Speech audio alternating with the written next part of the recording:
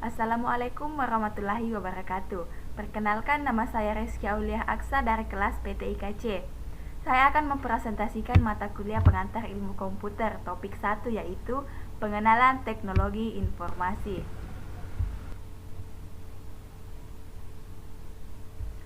Pada topik ini ada beberapa pokok pembahasan, yaitu 1. Definisi sistem informasi, 2. Teknologi informasi, 3. Definisi teknologi informasi, 4. Peranan teknologi informasi, 5. Perkembangan TIK, dan yang keenam yaitu kebijakan nasional di bidang TI.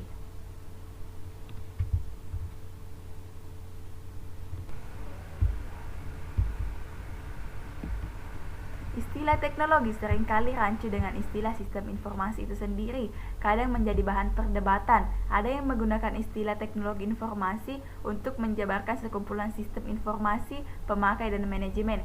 Pendapat ini menggambarkan teknologi dalam perspektif yang luas.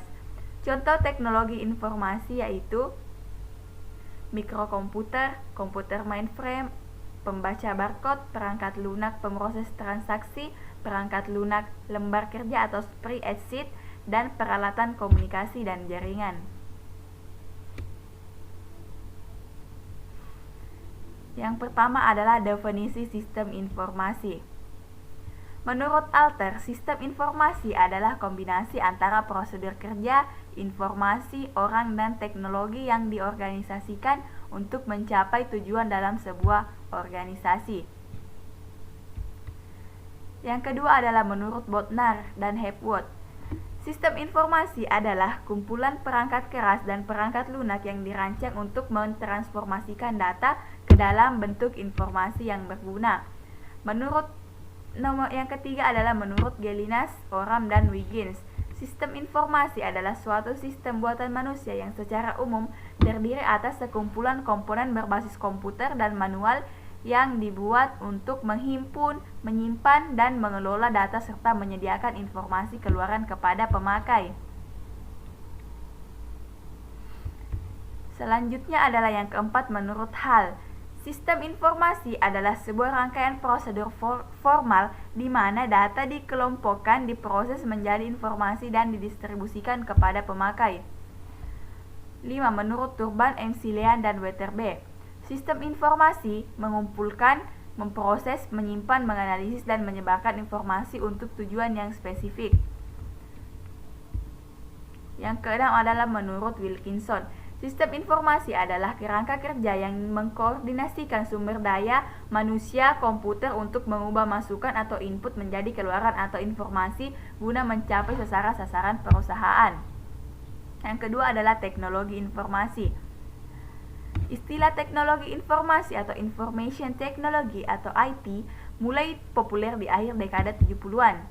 Istilah teknologi informasi mulai banyak digunakan untuk menggantikan sistem informasi manajemen. Istilah teknologi informasi atau TI lebih berorientasi ke teknologinya. Teknologi informasi atau TI adalah subsistem atau sistem bagian dari informasi. Sistem komputer atau computer system juga merupakan teknologi informasi yang digunakan di sistem informasi. Teknologi informasi dapat berupa teknologi apapun yang dapat menghasilkan informasi, termasuk teknologi komputer dan teknologi telekomunikasi. Dengan demikian, sistem komputer merupakan subsistem atau sistem bagian dari teknologi informasi. Yang ketiga adalah definisi teknologi informasi. Teknologi informasi dan komunikasi atau TIK sebagai bagian dari ilmu pengetahuan dan teknologi IPTEK secara umum adalah semua yang teknologi berhubungan dengan pengambilan, pengumpulan atau akuisisi, pengolahan, penyimpanan, dan penyebaran dan penyajian informasi. Semua perangkat tercakup dalam definisi tersebut adalah keras, perangkat lunak, kandungan isi, dan infrastruktur komputer maupun telekomunikasi. Istilah TIC atau ICT, Information and Communication Technology. Yang keempat adalah peranan teknologi informasi.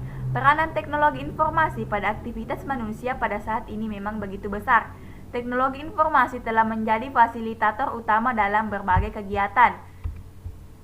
Contoh hasil dari penerapan teknologi informasi adalah pengambilan uang melalui ATM atau anjungan tunai mandiri. Yang kedua adalah transaksi melalui internet yang dikenal dengan e-commerce atau perdagangan elektronik. Yang ketiga adalah transfer uang melalui fasilitas e-banking yang dapat dilakukan dari rumah.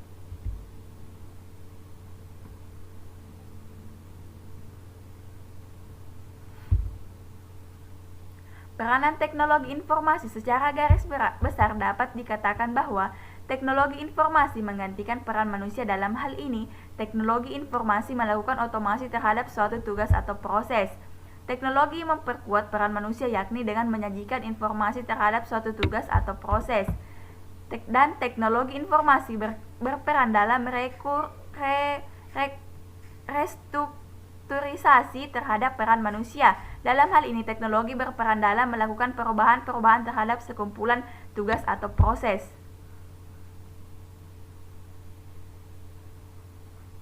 Yang kelima adalah perkembangan TIK. Bila dilacak ke belakang, terdapat beberapa tonggak perkembangan teknologi yang secara nyata memberi sumbangan terhadap eksistensi TIK saat ini. Pertama adalah temuan telepon oleh Alexander Graham Bell pada tahun 1875. Temuan kemudian ini ditindaklanjuti dengan penggelaran jaringan komunikasi dengan kabel yang melilit di seluruh daratan Amerika. Memasuki abad ke-20, tepatnya antara tahun 1910 sampai 1920, terrealisasi transmisi suara tanpa kabel melalui siaran radio AM yang pertama. Komputer elektronik pertama beroperasi pada tahun 1943, yang kemudian diikuti oleh tahapan miniaturisasi komponen elektronik melalui penemuan transistor pada tahun 1947 dan rangkaian terpadu atau integrated electronics pada tahun 1957.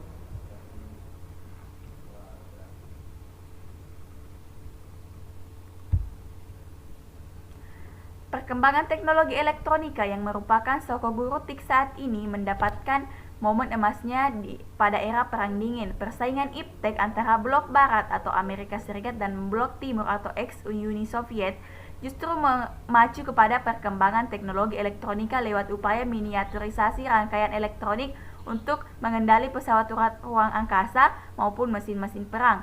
Miniaturisasi komponen elektronik melalui penciptaan rangkaian terpadu pada puncaknya melahirkan mikroprosesor.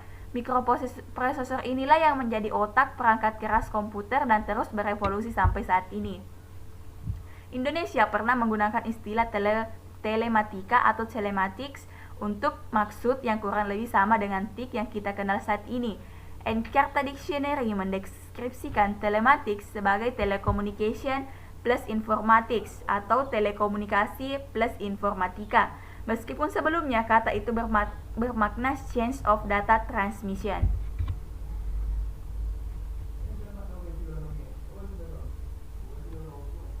Pengolahan informasi dan pendistribusiannya melalui jaringan telekomunikasi membuka banyak peluang untuk dimanfaatkan di berbagai bidang kehidupan manusia. Berikut adalah beberapa contoh-contohnya. Termasuk bidang pendidikan, ide untuk menggunakan mesin belajar membuat simulasi proses yang rumit.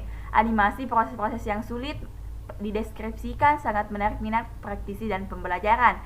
Tambah lagi, kemungkinan untuk melayani pembelajaran yang tak terkendala waktu dan tempat juga dapat difasilitasi oleh TIK. Sejalan dengan itu, mulailah bermunculan berbagai jargon yang berawalan E, seperti e-book, e-learning, e-laboratory, e-education, e-library. Awalan E di sini bermakna electronics yang secara implisit dimaknai berdasar teknologi elektronika digital.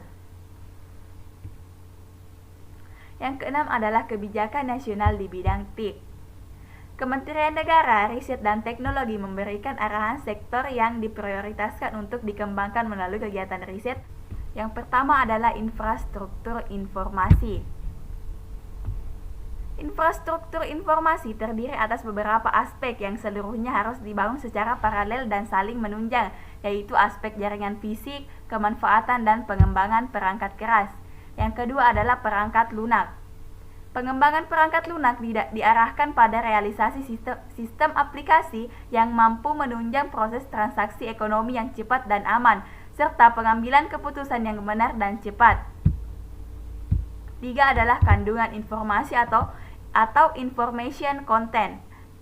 Kegiatan pengembangan kandungan informasi atau information content bertujuan melakukan penataan, penyimpanan, dan pengolahan informasi yang diperlukan untuk meningkatkan efisiensi proses pembangunan, pengorganisasian, pencarian, dan pendistribusian informasi. Yang keempat adalah pengembangan SDM dan kelembagaan. Dalam pengembangan sumber daya manusia atau SDM diperlukan upaya peningkatan kemandirian dan keunggulan, yang salah satunya adalah dengan mengembangkan sistem pendidikan dan pelatihan untuk membentuk keahlian dan keterampilan masyarakat dan peneliti dalam bidang teknologi yang strategis, serta mengantisipasi timbulnya kesenjangan keahlian akibat kemajuan teknologi.